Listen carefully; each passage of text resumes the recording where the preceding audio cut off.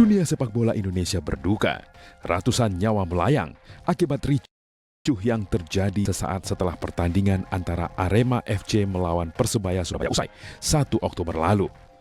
Tak hanya orang dewasa, puluhan anak-anak juga menjadi korban. Hingga saat ini publik masih dibingungkan dengan angka korban meninggal dunia dalam tragedi di Stadion Kanjuruhan usai pertandingan bergengsi Derby Jawa Timur yang dimenangkan oleh Persebaya Surabaya. Pasalnya, data jumlah pasti korban meninggal dunia masih berbeda-beda.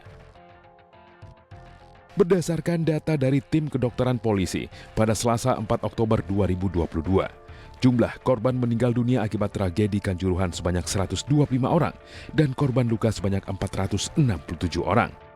Dinas Kesehatan Kabupaten Malang menyebutkan jumlah korban meninggal pada tragedi Kanjuruhan bertambah menjadi 131 jiwa per Rabu 4 Oktober 2022 pukul 10 pagi.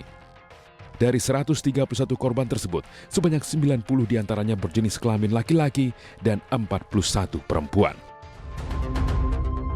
Sementara perwakilan Aremania Dadang Indarto pada Senin 3 Oktober 2022 mengatakan, dari temuan awal yang dimiliki organisasinya, jumlah korban meninggal dunia tragedi Stadion Kanjuruhan bisa lebih dari 200 orang. Ada banyak jenazah yang langsung dibawa pulang. Di Probolinggo ada 7, di Pasuruan ada 3, bisa lebih.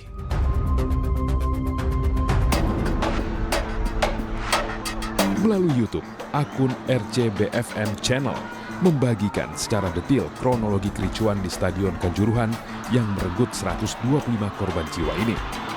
Pertandingan antara Arema versus Persebaya Surabaya berlangsung dari pukul 8 malam. Dalam laga tersebut, tuan rumah Arema kalah 2-3. Setelah pertandingan selesai, 2 orang penonton memasuki lapangan. Keduanya terlihat bicara dengan sejumlah pemain, dan sebelum kembali, mereka sempat memeluk kiper Arema FC, Adilson Maringga. Setelah 2 penonton keluar lapangan, penonton lain kembali masuk lapangan, lalu berlari keliling lapangan dengan membawa bendera. Setelahnya jumlah penonton yang masuk lapangan pun semakin banyak. Mereka terlihat memberikan dukungan kepada para pemain Arema FC. Pada menit 3, seorang penonton memeluk kiper Arema FC. Adegan tersebut diikuti penonton lainnya yang berada di lapangan.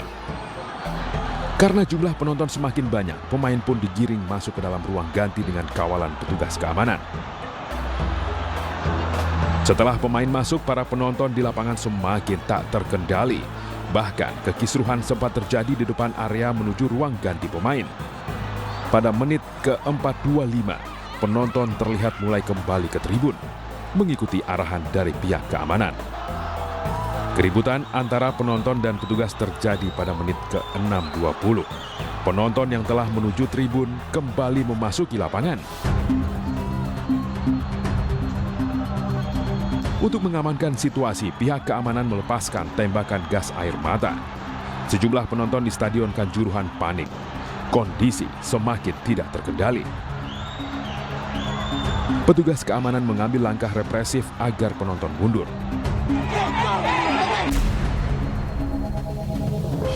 Terhitung puluhan gas air mata ditembakkan ke arah penonton. Ironinya, gas air mata juga ditembakkan ke arah penonton yang berada di tribun. Penonton yang panik karena gas air mata berlarian mencari pintu keluar. Tapi sayang, pintu keluar sudah penuh sesak karena semua ingin keluar dari stadion secara bersama-sama. Banyak penonton mengalami sesak napas karena gas air mata, sedangkan sebagian lainnya terinjak-injak saat berusaha keluar dari stadion.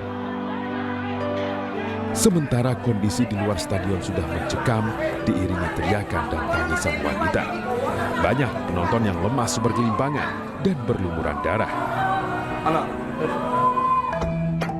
Hingga pukul 10:30 malam masih banyak insiden pelemparan batu ke arah mobil aparat dan pengeroyokan supporter terhadap aparat yang dianggap telah mengurung supporter di dalam stadion dengan gas air mata.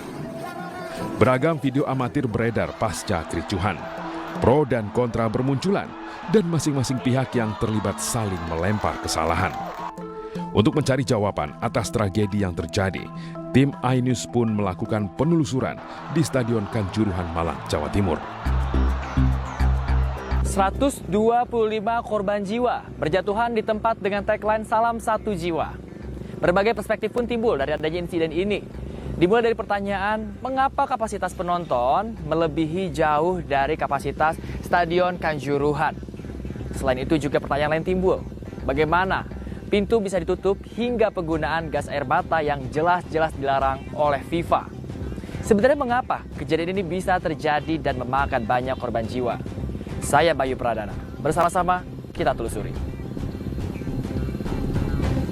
Ya, dalam penelusuran kami mendapatkan satu pintu lagi yang menjadi saksi terjadinya insiden yang menewaskan ratusan korban jiwa. Dan kalau kita lihat, ini adalah pintu yang mengalami kerusakan yang cukup parah.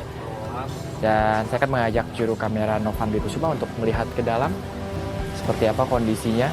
Ada garis polisi yang sudah membentang di dalam, dan ini pintu ini rusak akibat upaya dari para penonton untuk keluar ketika adanya gas air mata yang disemprotkan.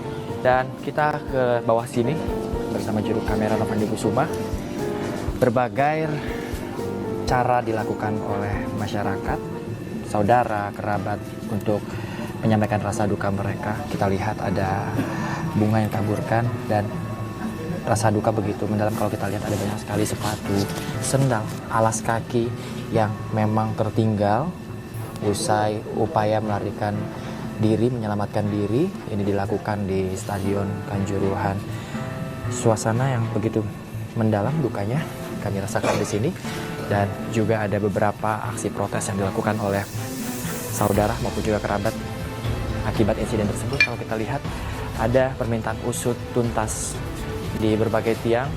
Selain pintu yang rusak, kita juga melihat ada ventilasi di sebelah sini. Dan di bawah kita lihat ada tulisan "Selamat Jalan Saudaraku". Dan saya akan sekali lagi menunjukkan kepada Anda pemirsa suasananya dalam bersama juru kamera Novan Bikusuma. Kalau kita lihat, yang membuat semakin pilu adalah adanya alas kaki anak kecil.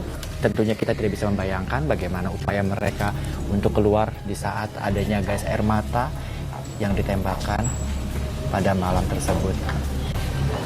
Dan tentunya kita masih akan terus mencari tahu, kita akan terus menelusuri bagaimana kejadian ini bisa terjadi sehingga menewaskan sedikitnya 125 orang. Ini tiba-tiba ini pemain juga sama teman-teman juga sudah berangkulan, juga foto selfie gitu di tengah lapangan itu kan gitu. Tapi kok penangkapannya dari pihak keamanan kok beda gitu. Nah ini yang kami kesal.